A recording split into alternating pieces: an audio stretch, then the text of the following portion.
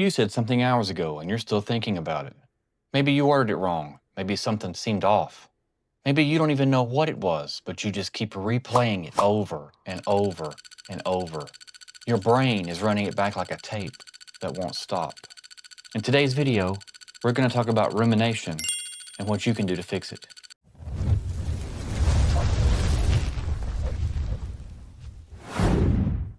Rumination is the process of repeatedly dwelling on negative thoughts, past mistakes, or distressing feelings. It's getting stuck in a mental loop that circles back on itself over and over again without ever finding any resolution. It's circular, it's passive, and the more you feed into it, the more you get stuck. Before we go any further, there's one distinction I feel we should point out. Rumination focuses on the past or the present. It fixates on things that are distressing and things that have already happened. But worry? It's completely different.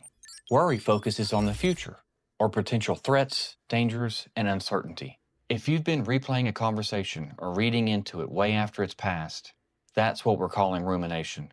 And here's the important thing to understand. It feels like problem solving, like your brain is actually working on something, but it isn't.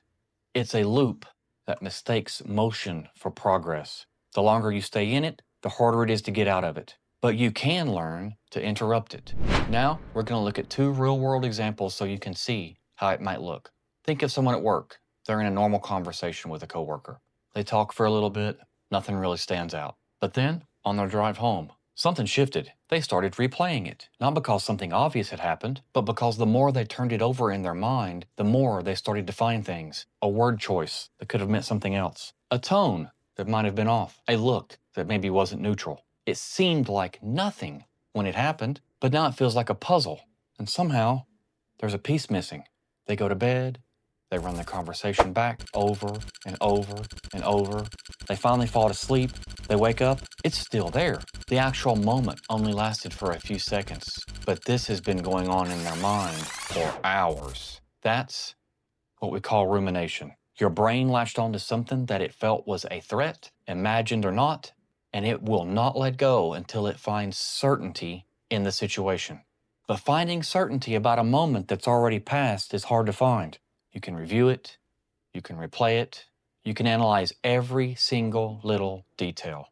But the loop doesn't close because the brain isn't just looking for information. It's looking for relief. It's looking for an answer that you may never be able to find. Now, let's take a look at real-world example number 2. Think about someone who sent a text message to someone who they care about. Maybe it was a little vulnerable. Maybe it asked something that they felt was a reach.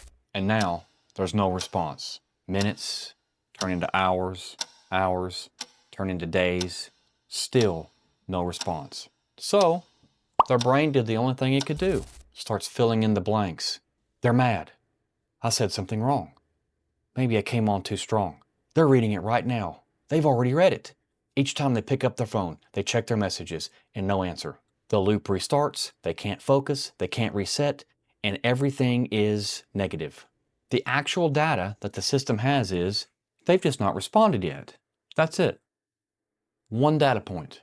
Rumination takes that one uncertain moment and builds a whole story around it. It turns your mind into a courtroom where you're both the defendant and the judge. And the more you try to think your way into certainty, the more you get stuck in the rumination, because a resolution to this problem isn't something you can just think into an existence. Sometimes it has to arrive through communication, action, and time. Perhaps the person was busy. Perhaps something had happened to their phone. There's a multitude of things that could happen, but your mind points to all the negative things and the things that you could have done better. Unfortunately, this is not a problem that you can just think yourself out of. Rumination uses this thinking loop to sustain itself. More thinking doesn't close the loop, and it happens over and over and over. Here's what actually works. Step 1, distract yourself. Engage your mind in a completely different task. Something active is better. Exercise, walking, going to the gym, doing a puzzle, something where you can use both of your hands. Again, the key word here is active. Scrolling on your phone doesn't count. Watching TikTok videos or scrolling mindlessly through Facebook, you need something that takes up enough mental space to crowd out the rumination. This doesn't mean that you're ignoring the problem. What this means is you're giving your brain an opportunity to shift gears and go a different direction. Step 2, take action.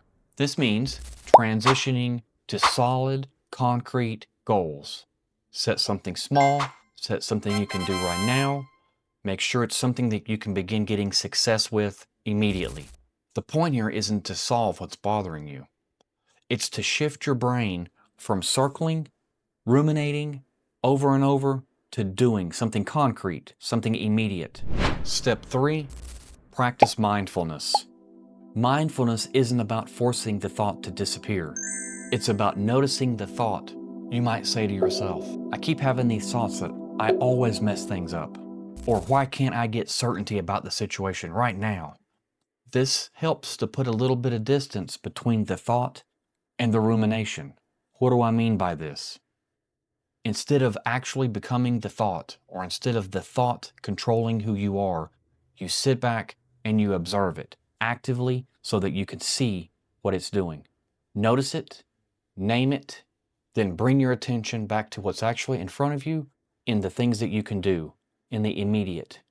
Your breathing, the body, the room you're in, being present in this current moment. And guess what? The thought may come back. That's okay.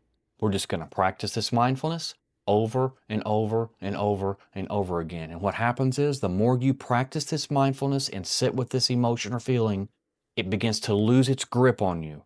It begins to lose its power over your thinking, which slowly releases the grip of rumination. Rumination isn't some sort of character flaw or proof that you are broken in some way. It's your brain doing exactly what it was built to do, keep you safe. It scans for threats, it looks for danger, and it searches for solutions to the problems. The problem is that the brain doesn't always know when the threat is gone. So it keeps running that loop over and over and over, searching for answers, trying to find a solution. But here's the powerful thing. Now that you know what it is, now that you know what it's doing, and you know exactly what it looks like, you now have the power to start working on the solution to the problem. And that's where rumination starts to lose its power. You may not stop it perfectly every time. The thoughts may continue to come back, but the more you practice and the more you learn how rumination is affecting your life, the better opportunity you have of stepping out of the issue. If this video gave you language that can help you better understand your behaviors and how rumination is affecting your life, please leave a comment in the section below. I'll make sure to respond and we can have an open dialogue about it.